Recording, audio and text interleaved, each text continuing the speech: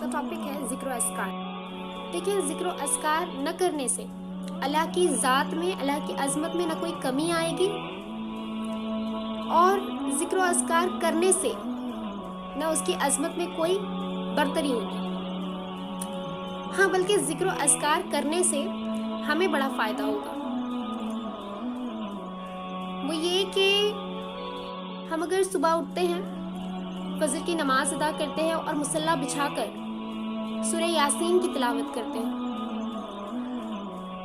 اور اس کے بعد 100 بار سبحان اللہ و بحمدہ کی تسبیح گنتے ہیں، تو ہماری اس میں وعدہ ہے اللہ کا کہ، اور بہت سی حدیثوں میں بھی یہ آتا ہے کہ اس ذکر کے وجہ سے بہت سی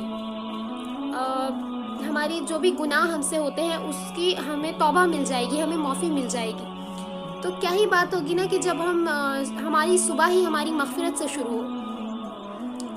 اور مغفرت کے لیے ایک سب سے پاورفل جو دعا ہے وہ یہ ہے کہ لا الہ الا اللہ وحدہ لا شریک لہ لہ الملک ولہ الحمد وہو علی کل شیء قدیر. وہ علی کل شیء قدیر. اس کو بھی اگر آپ 100 مرتبہ پڑھتے ہیں تو آپ کے پچھلے تمام گناہوں کو معاف کر دیا جاتا ہے.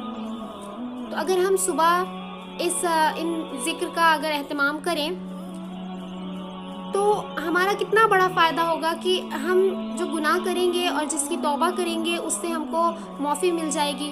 اور دوسرا ایک یہ کہ اگر آپ عصر کے وقت سورہ نبا کی تلاوت کرتے ہیں تو یہ بھی بہت اچھی بات ہے، اور اس کو اپنی روٹین میں لاتے ہیں تو یہ بہت بہتر ہے. اور یہ کہا جاتا ہے کہ یہ جو 2 وقت ہے فجر اور عصر کا، یہ 2 وقت میں فرشتوں کی تبدیلی کا وقت ہوتا ہے. تو کیا ہی بات ہوگی کہ اگر آپ صبح ذکر میں لگے ہیں اور فرشتے نے آپ کو صبح بھی ذکر میں دیکھا، پھر آپ عصر کے وقت بھی ذکر میں لگے ہیں اور فرشتے نے آپ کو ذکر میں دیکھا، تو جب وہ اللہ کے پاس جائے گا، اللہ ان سے پوچھیں گے کہ تم نے میرے بندوں کو کن حالات میں دیکھا؟ تو وہ کہیں گے میں جب صبح گیا تھا تب بھی وہ تیری ذکر میں تھا، اور میں جب تب بھی وہ تیرے ذکر میں مشغول تھا. تو سوچے اللہ کتنا خوش ہوگا ہم سے. اس کے بعد دیکھیں مغرب کے بعد سے دوسرے دن کی شروعات ہو جاتی ہے ہمارے.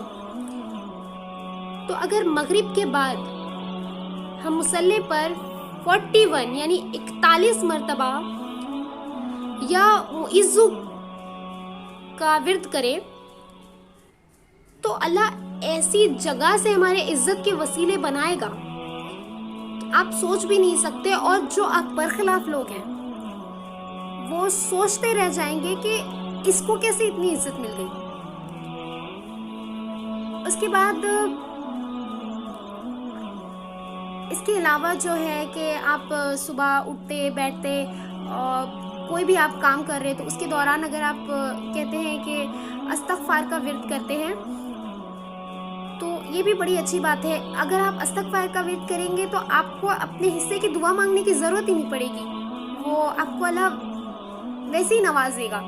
تو اس کے تعلق سے ایک واقعہ ہے کہ مجھے نا وہ بزرگ کا پراپر نام کلیئر یاد نہیں آ رہا ہے، تو شاید وہ ابو حنیفہ تھے یا ابن حنبل. تو وہ سفر میں تھے اور ایک جگہ پہ وہ جہاں ایک گاؤں تھا وہاں جب وہ گئے اور رات ہو گئی تو انہوں نے وہاں کے لوگوں سے اجازت مانگی کہ میں یہاں کے مسجد میں آج کی رات رک سکتا ہوں. تو لوگوں نے انکار کر دیا. تو وہاں پر ایک نان بیچنے والا تھا، تو اس نے کہا کہ آپ میرے گھر رک سکتے ہیں. تو وہ جو بزرگ تھے وہ وہاں رک گئے. تو جو نان بنانے والا ہے وہ اپنی روٹین کے مطابق اپنا آٹا گوندھ رہا تھا نان کے لیے، اور آٹے گوندھتے وقت وہ یہ استغفار کا ذکر کر رہا تھا. تو بزرگ نے سوال کیا کہ کبھی آپ کو اس ورد کی وجہ سے، اس ذکر کی وجہ سے کوئی منافع ہوا ہے، کوئی مفاد حاصل ہوا ہے؟ تو وہ نان بنانے والے نے کہا کہ میں پہلے بڑا غریب تھا، لیکن جب سے میں نے اس ذکر کو شروع کیا ہے تب سے میرے پاس بہت مال ہو گیا اور میں سوچتا ہوں کہ میں اس کو خرچ کہاں کروں. بس ایک خواہش ہے جو پوری نہیں ہوئی. تو بزرگ نے سوال کیا کہ وہ کون سی خواہش ہے؟ تو کہا کہ مجھے نا ایک بزرگ سے ملنے کی بڑی خواہش ہے. جیسا کہ میں نے نام لیا ابو حنیفہ یا پھر ابن حنبل، تو انہوں نے ان کا نام لے کر کہا کہ مجھے ان سے ملنے کی بڑی خواہش ہے اور میں چاہتا ہوں کہ بس میں ان سے ایک بار ملوں.